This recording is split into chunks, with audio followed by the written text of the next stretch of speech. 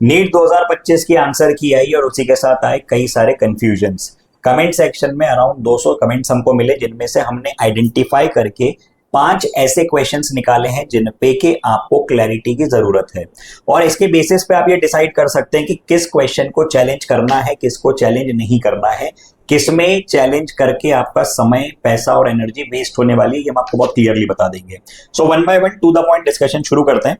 सबसे पहला सवाल था बॉटनी का, जो कि पेडिग्री वाला सवाल था। क्वेश्चन आपको स्क्रीन पे दिख रहा है और हम लोग डिस्कशन समझते हैं शांभवी मैम से।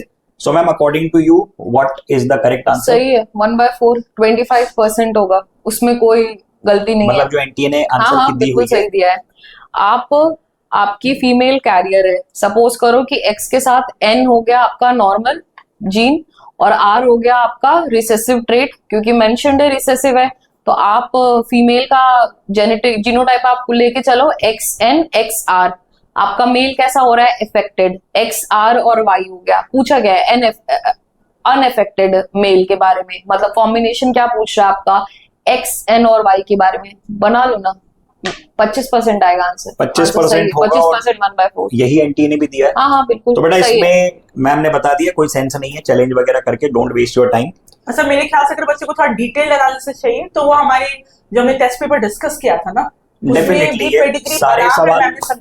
सारे सवाल डिटेल्ड वे में टेस्ट में भी डिस्कस हो चुके हैं और आज एक लाइव में भी डिस्कस किया था। इस वीडियो के द्वारा आपको ये बहुत क्लियर, एकदम क्रिस्टल क्लैरिटी मिल जाएगी कि किस सवाल में आपको बिल्कुल भी एनर्जी वेस्ट नहीं करनी है। सेकंड क्वेश्चन पे आते हैं, जो काफी ज्यादा कॉमन आर्ग्यूमेंट आ रहा है लोगों का, काफी ज्यादा कमेंट्स इस पे आए हैं। तो मैम वो सवाल है फिग वाला। हाँ सर, बहुत लोगों को डाउट रहता है यूट्यूब पे और आजकल मुझे भी इंस्टाग्राम डाउट था कि ये नॉन वेजिटेरियन होती है। ये रील्स बहुत पॉपुलर हो रही है कि फिग नॉन वेजिटेरियन है। तो बच्चों में तुम्हें बता दूं, तुम्हारा ये भ्रम टूट रहा है आज। जो कमर्शियली अवेलेबल फिग्स होते हैं, पहली चीज तो उसमें पॉलिनेशन नहीं होती है, पार्थेनोकार्पी होती है उसमें, ठीक है। तो और जो एनसीईआरटी बोलता है ना कि वॉस्प पे थ्रू, इंसेक्ट के थ्रू पॉलिनेशन होता है, वो बहुत कम स्पेसिफिक वाइल्ड वेराइटीज में होता है, कमर्शियली पॉसिबल ही नहीं है। और जिनमें हुआ भी, क्या वो नॉन वेजिटेरियन होंगे? बिल्कुल नहीं। प्लांट बिल्कुल डाइजेस्ट कर लेता है उन इंसेक्ट्स के बॉडी पार्ट्स को, अपने में एसिमिलेट कर लेता है। तो तुम फिग आने के बाद डिस्टिंग्विश ही नहीं कर सकते हो कि ये इंसेक्ट कभी इसको पॉलिनेट करके गया है। मतलब और अपना नॉनवेज चीज क्या होती है? एनिमल प्रोडक्ट या एनिमल का रहे, उसमें कोई यूज ही नहीं है ना। प्लांट ने तो CO2 भी यूज किया और बहुत सारी गैसेस भी यूज की। एग्जैक्टली। तो बनाया तो उसने जो प्रोडक्ट, एंड प्रोडक्ट में हमको CO2 थोड़ा ना मिलता है। मतलब इन शॉर्ट, जहां तक मैं समझ पाया, वेजिटेरियन लोगों का आर्गुमेंट शायद ये था कि इसके अंदर शायद कोई फीमेल इंसेक्ट की डेड बॉडी होती है। हाँ, बट वो होता ही नहीं है ना। कमर्शियली वाले सारे पार्थेनोकार्पी से होते हैं। मतलब कैसा होता है, वो सीड खुद से बना लेता है प्लांट। अच्छा। ठीक है, कमर्शियली जो रहता है। ओके। बच्चे समझ गए होंगे पार्थेनोकार्पी टर्म को। आप लोग ज्यादा अच्छे से और दूसरा कर पा रहे हो। जो एग्जाम्पल जिसकी वजह से डाउट आता है, जो वाइल्ड वेराइटी है, वो वाइल्ड वेराइटी में भी इंसेक्ट की जो रिमेन्स है ना, वो प्लांट अपने में एब्जॉर्ब कर लेता है। वो उसके सेल में और प्लांट इंसेक्ट में आप डिफरेंशिएट नहीं कर सकते हो। So by the time the fruit matures, insect का कोई रिमेन्स नहीं होता है, तो इट इज प्योरली वेज। तो अकॉर्डिंग टू मैम, ये वाला भी जो आर्गुमेंट है ये बेसलेस है।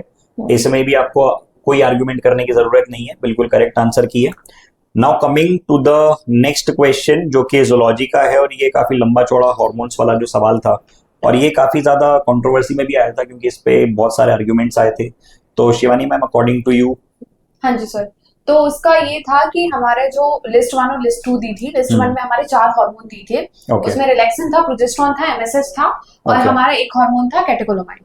तो यहाँ पर जो बच्चों को डाउट आ रहा था, वो लेकर आ रहा था, 2 तो क्लियर है MSH वाले में और वहां पर कैटेकोलामाइन में। तो कैटेकोलामाइन को एड्रिनल मेड्यूला सिक्रीट कर रहा है, वो समझ में आ गया। वहीं पर MSH को पास इंटरमीडिया जो है वो सिक्रीट कर रहा है, वो समझ में आ गया। बट प्रोजेस्टेरोन का जो है, वहां पर ओवरी भी करेक्ट आंसर जाएगा, प्रोजेस्टेरोन का कॉर्पस लूटियम भी करेक्ट आंसर जाएगा। वहीं पर रिलैक्सिन का कॉर्पस लूटियम भी करेक्ट आंसर जाएगा और ओवरी भी करेक्ट आंसर जाएगा। इस हिसाब से हमारा फर्स्ट और थर्ड आंसर दोनों करेक्ट है। मतलब तो इस पर हम चैलेंज कर सकते हैं, चैलेंज किया जा सकता है। बिल्कुल सर। और इनफैक्ट आज जो लाइव गया था उसमें भी यही डिस्कशन हुआ था। बिल्कुल, यस सर, कि इसको चैलेंज किया जा सकता है। इस चीज को पहले भी एड्रेस किया हुआ है सर। मतलब ड्यूरिंग द शॉर्ट्स और जो आपका लाइव डिस्कशन पेपर का हुआ था, उसमें भी इस पॉइंट को आइडेंटिफाई करके आप तक ये मैसेज बहुत क्लियरली कम्युनिकेट किया था कि इसमें कोई एम्बिग्विटी है और इसमें चैलेंज किया जा सकता है. So there are fair chances कि इस पे एनटीए एक्ट करे और इसको माइट बी बोनस करे, या तो जो आंसर्स कहे जा रहे हैं उनको दोनों को करेक्ट करे. ओके, सो कंक्लूजन के इस सवाल को चैलेंज किया जा सकता है. अब आ रहे हैं अगले सवाल पे, अगेन फ्रॉम जूलॉजी, और सवाल कार्डियक एक्टिविटी वाला है. क्वेश्चन आपको स्क्रीन पे दिख रहा है. सो कृति मैम, क्या कंफ्यूजन है इसमें? सर, इसमें एक्चुअली दिया हुआ है कि कार्डियक एक्टिविटी को कौन कौन सी चीजें रेगुलेट कर रही हैं, और 4 ऑप्शंस दे रखे हैं, जिसमें वेरी मच क्लियरली ऊपर के जो 3 ऑप्शंस हैं वो बच्चों को पता है कि हाँ, ये कार्डियक एक्टिविटी को रेगुलेट कर रहा है. पर जो लास्ट ऑप्शन है वो है एड्रीनोकॉर्टिकॉइड के हार्मोन्स, है ना, वो कार्डियक एक्टिविटी को रेगुलेट कर रहे हैं या नहीं कर रहे हैं. तो अब ये बात जो है वो आपके body fluid and circulation chapter में डायरेक्टली नहीं गिवन है, दिया ही नहीं हुआ है वहां पर यहाँ से ये जो बात है आपकी, वो आपके 11th का जो एंडोक्राइन वाला चैप्टर है, वहां पर जब एड्रीनल ग्लैंड हम पढ़ाते हैं तो उसमें एनसीईआरटी ने चुपके से एक पैराग्राफ लिख दिया है. उस पैराग्राफ की एक लाइन है that cortisol is also involved in maintaining the cardiovascular system as well as kidney functions. अच्छा. तो अगर इस लाइन को मद्देनजर अगर हम रखें और देखें तो स्टूडेंट के पर्सपेक्टिव से ये थोड़ा कंफ्यूजिंग है. मतलब वो जेन्युइनली कंसर्न अगर है तो वो जेन्युइनली कंसर्न है कि अगर ये लाइन लिखी हुई है एनसीईआरटी में, मतलब कोई एम्बिग्विटी है. एक तरफ जो ये लाइन है ये अलग स्टेटमेंट को सपोर्ट कर रही है, और वहां पे इनफैक्ट एक और जो अभी मैम ने दिखाई थी शायद एक पैराग्राफ, उसमें भी कहीं ना कहीं आधी ही बात कन्वे हो पा रही थी. हाँ जी, वो यही पैराग्राफ था, सेम यही वाली डिस्कशन था. तो इसमें आप क्या कंक्लूड कर रहे हैं? मैं ये कंक्लूड कर रही हूँ कि स्टूडेंट को यस, इस स्क्रीनशॉट के साथ ये वाला क्वेश्चन चैलेंज करना चाहिए. ओके, तो एक और सवाल मिला है जिसको कि चैलेंज किया जा सकता है. देखो, वैसे ये जितने भी क्वेश्चन है हम लोग यहाँ से चैलेंज कर रहे हैं. सो आपके पहले हम लोग कर चुके होंगे इनको चैलेंज, आज ही कर देंगे क्योंकि 5 तारीख तक की विंडो है और बाद में शायद ट्रैफिक ज्यादा बढ़े, इसलिए अभी सही टाइम है चैलेंज करने का. और लास्ट क्वेश्चन आ रहा है बॉटनी का, जो कि टेपेटम वाला सवाल है. सवाल आपकी स्क्रीन पे आ रहा है. So ma'am, what is the... बिल्कुल सही है. एजर्शन भी सही है, रीजन भी सही है. टेपेटम जो है मल्टी न्यूक्लिएट कंडीशन होती है. अपने को पता है कि न्यूक्लियस के पास बहुत सारा न्यूक्लियोलस होता है, जो हम क्लास में भी डिस्कस करते हैं. प्रोटीन सिंथेसिस का काम करता है वो, ठीक है. प्रोटीन सिंथेसिस नरिशमेंट का काम है. टेपेटम का काम है नरिशमेंट देना. माइक्रोस्पोर मदर सेल को बिल्कुल नरिशमेंट प्रोवाइड करता है. सही एक्सप्लेनेशन है. इसी रीजन की वजह से मल्टी न्यूक्लिएट कंडीशन होती है.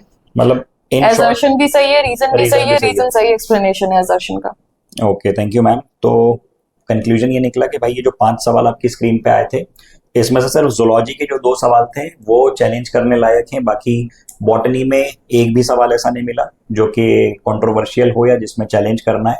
सो एक्ट वाइजली, समय बर्बाद मत करो. अगर आपको लग रहा है कि यार स्कोर कम है या कॉलेज नहीं मिलेगा, तो इन सारी चीजों में पढ़ के 2-3 दिन और वेस्ट करने से अच्छा है कि आप पढ़ना शुरू करो. YT पे फ्री कोर्सेज अपने शुरू हो चुके हैं. जिसको डेडिकेटेड वे में बैच में पढ़ना है तो आपके लिए सुपर 100 बैच शुरू हो चुकी है. ड्रॉपर की 2.0 बैच में सीट्स हैं. आप लोग एनरोल करके अपनी तैयारी शुरू कर सकते हो. तो चलिए, डोंट वेस्ट योर टाइम. मिलते हैं जल्दी. जय हिंद, जय भारत. Thank you.